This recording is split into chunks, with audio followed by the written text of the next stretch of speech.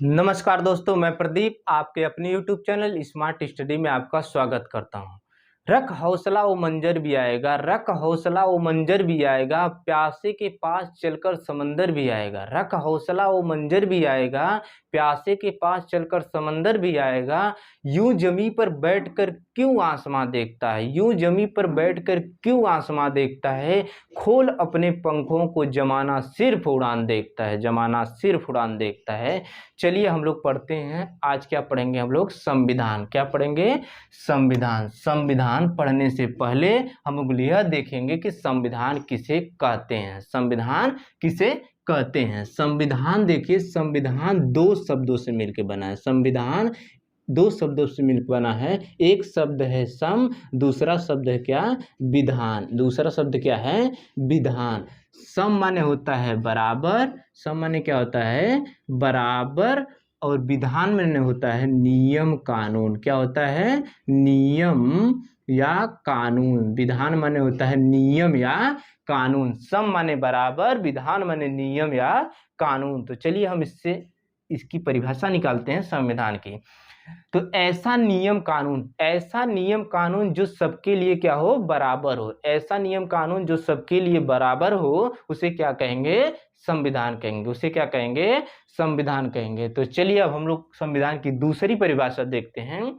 किसी देश का ऐसा दस्तावेज, किसी देश का ऐसा दस्तावेज जिसके माध्यम से उस देश की शासन व्यवस्था चलाई जाती है। किसी देश का ऐसा दस्तावेज जिसके माध्यम से उस देश की शासन व्यवस्था चलाई जाती है, उसे क्या कहते हैं? संविधान कहते हैं। तो चलिए अब हम लोग आगे देखते हैं। सरकार। क्या देखेंगे? सरकार। आज हम लोग देखेंगे सरकार के बारे में, आज हम लोग देखेंगे। तो चलिए, सरकार के कितने अंग होते हैं? सरकार के 3 अंग होते हैं। कितने अंग होते हैं? 3 अंग होते हैं। सरकार के कितने अंग? 3 अंग। एक अंग है विधायिका, दूसरा अंग है कार्यपालिका, तीसरा क्या है? न्यायपालिका। विधायिका, कार्यपालिका और न्यायपालिका। सरकार कितने अंगों से मिलकर बनी है? 3 अंगों से मिलकर बनी है। एक है विधायिका, एक है कार्यपालिका, एक है न्यायपालिका। तो देखिए, विधायिका का कार्य क्या होता है? कानून बनाना। कानून बनाना क्या है? कानून बनाने का कार्य कौन करती है? विधायिका करती है। कानून बनाना, कानून बनाना किसका कार्य है? विधायिका का कार्य है। कानून को लागू करना, कानून को लागू करना, कानून को लागू करना किसका कार्य है? कार्यपालिका का। किसका कार्य है? कार्यपालिका का। उसके बाद हम लोग देखते हैं न्यायपालिका। न्यायपालिका का कार्य है जो कानून बन जाता है और वह कानून लागू हो जाता है कार्यपालिका के द्वारा, उस कानून का पालन कराने का कार्य कौन करती है? न्यायपालिका। कानून का पालन कराने का कार्य, कानून का सही ढंग से पालन कराने का कार्य, पालन कराने का कार्य कौन करती है? न्यायपालिका। कौन करती है? न्यायपालिका। सरकार के कितने अंग होते हैं? 3 अंग होते हैं। कौन कौन होते हैं? विधायिका, विधायिका का एक अन्य नाम है व्यवस्थापिका, दूसरा कार्यपालिका, तीसरा न्यायपालिका। कितने अंग होते हैं? 3 अंग होते हैं। विधायिका, कार्यपालिका, न्यायपालिका। विधायिका का कार्य होता है कानून बनाना, कार्यपालिका का कार्य होता है कानून लागू करना और न्यायपालिका का कार्य होता है कानून का पालन कराना, कानून का सही ढंग से पालन कराना। विधायिका कौन सा अंग है? पहला अंग क्या है? विधायिका, जिसके बारे में हम लोग देखते हैं। क्या देखते हैं? विधायिका। विधायिका का कार्य क्या होता है? कानून बनाना। इसका काम क्या होता है? कानून बनाना। कानून बनाने का कार्य क्या करती है? कौन करता है? विधायिका। कानून बनाना, कानून बनाने का कार्य किसका है? विधायिका का। चलिए हम लोग देखते हैं क्या? विधायिका। विधायिका का कार्य क्या होता है? कानून बनाना। कानून बनाने का कार्य कौन करती है? विधायिका या व्यवस्थापिका। इसी का दूसरा नाम क्या है? व्यवस्थापिका। विधायिका या व्यवस्थापिका 2 स्तर पे होती है। कितने स्तर पे होती है? 2 स्तर पे होती है। एक होती है केंद्र स्तर पे, दूसरी किस स्तर पे होती है? राज्य स्तर पे। विधायिका के 2 स्तर हैं, केंद्र स्तर की विधायिका, राज्य स्तर की विधायिका। केंद्र स्तर की विधायिका, राज्य स्तर की विधायिका। केंद्र स्तर की विधायिका के अंतर्गत संसद आती है। क्या आती है?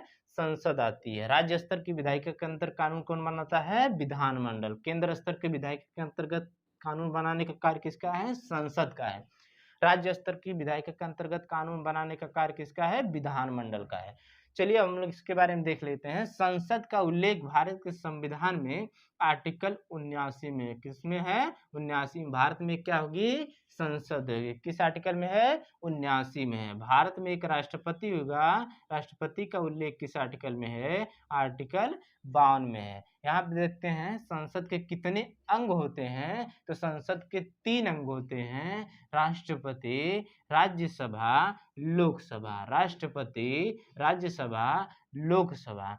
संसद का उल्लेख किस आर्टिकल में है? आर्टिकल 79। किस आर्टिकल में है? आर्टिकल 79। चलिए इसको याद करने के लिए हम लोग क्लॉकवाइज घूमेंगे। आर्टिकल 79 के बाद क्या आता है? आर्टिकल 80। 80 में क्या है? राज्यसभा। 80 में किसका उल्लेख है? राज्यसभा का। 80 के बाद क्या आएगा? 81। 81 में किसका उल्लेख है? लोकसभा का। भारत में एक लोकसभा होगी, किसमें है? 81, आर्टिकल 81 में। चलिए हम लोग देखते हैं राज्य स्तर की, राज्य स्तर पर विधायिका, राज्य स्तर पर विधायिका, विधायिका राज्य स्तर पे कानून बनाने का कार्य किसका है? विधानमंडल का। किसका है? विधानमंडल का। राज्य स्तर पे कानून कौन बनाती है? विधानमंडल। विधानमंडल के कितने अंग होते हैं? 3 अंग होते हैं। विधानमंडल कितने अंग? 3 अंग। राज्यपाल, विधान परिषद और विधानसभा। राज्यपाल, विधान परिषद और विधान सभा। भारत में एक राज्यपाल होगा, किस आर्टिकल में है? आर्टिकल 153। आर्टिकल 153 में कहा गया भारत में क्या होगा? राज्यपाल होगा। आर्टिकल 153 यह भी कहता है कि भारत, आर्टिकल 153 के तहत भारत के राष्ट्रपति के द्वारा राज्यपाल की राज्यों में नियुक्ति की जाएगी। फिर उसके बाद देखिए आर्टिकल पढ़ेंगे। आर्टिकल 168 में कहा गया भारत में क्या होगी? विधान मंडल होगा। भारत में क्या होगा? विधान मंडल होगा। आर्टिकल, अब देखिए इसको भी याद करने के लिए हम लोग क्लॉकवाइज चलेंगे। तो चलिए 168 के बाद क्या आएगा? 169। आर्टिकल 169 में क्या है? विधान परिषद है। आर्टिकल 169 में विधान परिषद है। इसके बाद 69 के बाद क्या आएगा? 170। आर्टिकल 170 में क्या है? विधानसभा। आर्टिकल 170 में। चलिए अब हम लोग देखते हैं कार्यपालिका। किसके बारे में देखेंगे? कार्यपालिका के बारे में। कार्यपालिका 2 स्तर पर होती है, एक केंद्र स्तर की कार्यपालिका, एक होती है राज्य स्तर की कार्यपालिका। तो केंद्र स्तर की कार्यपालिका, राज्य स्तर की कार्यपालिका। तो चलिए देखते हैं केंद्र स्तर की कार्यपालिका। केंद्र स्तर की अस्थायी कार्यपालिका, एक होती है अस्थायी कार्यपालिका।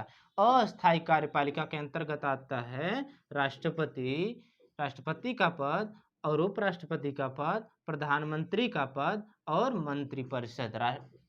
राष्ट्रपति आते हैं, उपराष्ट्रपति आते हैं, प्रधानमंत्री आते हैं और इसमें क्या आती हैं? मंत्री परिषद। अस्थायी कार्यपालिका के अंतर्गत आते हैं अखिल भारतीय सेवाएं। अखिल भारतीय सेवा के अंतर्गत कितनी नौकरियां आती हैं? 3 नौकरियां आती हैं। कौन कौन सी? एक आईएएस, आईपीएस और आईएफएस। आईएफएस में कौन सी होंगी? आईएफएस 2 प्रकार का होता है। आईएफएस कितने प्रकार का? 2 प्रकार का। एक आईएफएस इंडियन फॉरेन सर्विस और एक आईएफएस इंडियन फॉरेस्ट सर्विस। तो इसमें क्या होंगे? अखिल भारतीय सेवा के अंतर्गत इंडियन फॉरेस्ट सर्विस। तो कितनी नौकरियां आएंगी? 3 नौकरियां, आईएएस, आईपीएस और आईएफएस। और अस्थायी कार्यपालिका के अंतर्गत केंद्र स्तर के सभी कर्मचारी। इसमें कौन आएंगे? केंद्र स्तर के सभी कर्मचारी। चलिए अब हम लोग देखते हैं राज्य स्तर की कार्यपालिका। राज्य स्तर की कार्यपालिका के भी कितने अंग होते हैं? 2 अंग होते हैं, एक अस्थायी कार्यपालिका और एक अस्थायी कार्यपालिका। तो अस्थायी कार्यपालिका के अंतर्गत क्या आएगा? राज्य में राज्यपाल, उसी प्रकार मुख्यमंत्री और मंत्रिपरिषद। राज्यपाल, मुख्यमंत्री और मंत्रिपरिषद। अस्थायी कार्यपालिका के अंतर्गत इसमें क्या आएंगे? पीसीएस, पीपीएस और सभी राज्य स्तर के कर्मचारी। पीसीएस का फुल फॉर्म होता है प्रोविंशियल सिविल सर्विस। पीपीएस का फुल फॉर्म होता है प्रोविंशियल पुलिस सर्विस। और देखिए इसमें क्या आएंगे? सभी राज्य स्तर के कर्मचारी। और देखते हैं कार्यपालिका जो है, कार्यपालिका कानून लागू करने का कार्य, कानून लागू करने का कार्य किसका है? कार्यपालिका का। कानून लागू करने का कार्य किसका है? कार्यपालिका का। तो चलिए हम लोग देखते हैं भारत का राष्ट्रपति किस आर्टिकल में, भारत का राष्ट्रपति किस आर्टिकल में? आर्टिकल 52 में। आर्टिकल 63 में किसका उल्लेख है? भारत के उपराष्ट्रपति का। और मंत्रिपरिषद आर्टिकल 74 में किसका उल्लेख है? मंत्री परिषद का उल्लेख। चलिए मंत्रिपरिषद का जो है उल्लेख मूल संविधान में था, लेकिन मंत्रिमंडल शब्द का उल्लेख मूल संविधान में नहीं था। मंत्रिमंडल शब्द जो है मोरारजी देसाई की सरकार के द्वारा 1978 ईस्वी में मंत्रिमंडल शब्द जोड़ा गया। मंत्रिमंडल में केवल कौन से प्रकार के मंत्री होते हैं? कैबिनेट मंत्री। मंत्रिमंडल के में केवल कैबिनेट मंत्री होते हैं। तो मंत्रिमंडल शब्द किस संविधान संशोधन द्वारा जोड़ा गया? मंत्रिमंडल शब्द 44वां संविधान संशोधन 1978 के द्वारा मोरारजी देसाई की सरकार के द्वारा जोड़ा गया। मंत्रिमंडल शब्द कब जोड़ा गया? मंत्रिमंडल शब्द 44वां संविधान संशोधन 1978 के द्वारा मोरारजी देसाई की सरकार के द्वारा जोड़ा गया। तो मंत्रिमंडल शब्द का उल्लेख भारत के संविधान के किस आर्टिकल में है? आर्टिकल 352 में पढ़ेंगे तो मंत्रिमंडल शब्द का भी उल्लेख मिलता है। आर्टिकल 352 में किसका उल्लेख मिलेगा? मंत्रिमंडल शब्द। आर्टिकल 352 में राष्ट्रीय आपात का भी उल्लेख मिलता है और मंत्रिमंडल शब्द का भी उल्लेख आर्टिकल 352 में मिलेगा। पूरे भारत के संविधान में मंत्रिमंडल शब्द का प्रयोग केवल एक बार किया गया है। वो कहाँ किया गया? आर्टिकल 352 में। मूल संविधान में मंत्रिमंडल शब्द नहीं था। चलिए अब हम लोग देखते हैं मंत्रिपरिषद। मंत्रिपरिषद कितने प्रकार के मंत्री होते हैं? मंत्रिपरिषद में 4 प्रकार के मंत्री होते हैं। मंत्रिपरिषद में कितने प्रकार के मंत्री? 4 प्रकार के मंत्री। एक मंत्री होता है कैबिनेट मंत्री, एक होता है राज्य मंत्री, एक राज्य स्वतंत्र प्रभार मंत्री और एक होता है उपमंत्री। कैबिनेट मंत्री अपने विभाग का सबसे बड़ा मंत्री होता है। कैबिनेट मंत्री अपने विभाग का सबसे बड़ा मंत्री होता है। चलिए अब हम लोग देखते हैं किसके बारे में। राज्यपाल का उल्लेख किस आर्टिकल में? आर्टिकल 153 में। आर्टिकल 153 में क्या है? राज्यपाल का उल्लेख है। आर्टिकल 163 में किसका उल्लेख है? मुख्यमंत्री का उल्लेख है। आर्टिकल 163 में किसका उल्लेख है? मुख्यमंत्री का। चलिए अब हम लोग न्यायपालिका। न्यायपालिका का कार्य होता है कानून का सही ढंग से पालन कराना। कानून का सही ढंग से पालन कराना। न्यायपालिका का क्या है? कानून का सही ढंग से पालन कराना। न्यायपालिका के अंतर्गत कौन कौन से आते हैं? सुप्रीम कोर्ट या इसी को कहा जाता है उच्चतम न्यायालय। सुप्रीम कोर्ट या उच्चतम न्यायालय। इसका उल्लेख किस आर्टिकल में है? आर्टिकल 124। आर्टिकल 124 में कहा गया है कि भारत में क्या होगी? सुप्रीम कोर्ट होगा। उच्च न्यायालय। उच्च न्यायालय का उल्लेख किस आर्टिकल में है? आर्टिकल 214। आर्टिकल 214 में क्या है? उच्च न्यायालय या इसी को कहा जाता है हाई कोर्ट। इसको क्या कहा जाता है? Supreme court. इसके नीचे क्या आता है? डिस्ट्रिक्ट न्यायालय। क्या होता है? District court. इसी कहा जाता है जिला न्यायालय। क्या कहा जाता है? जिला न्यायालय। इसके अंतर्गत 3 मामले आते हैं, एक दीवानी मामला, एक फौजदारी मामला, एक राजस्व मामला। कितने मामले आते हैं? जिला न्यायालय के अंतर्गत कितने मामले आते हैं? दीवानी मामला, फौजदारी मामला और राजस्व मामला। तो चलिए हम लोग अगर आप लोगों को यह वीडियो पसंद आया होगा तो इसको सब्सक्राइब करिएगा, शेयर करिएगा और बेल आइकन प्रेस कर दीजिएगा, जिससे आपको जब भी हम वीडियो बनाएंगे तो आप लोगों को यह नोटिफिकेशन पहुंच जाएगा।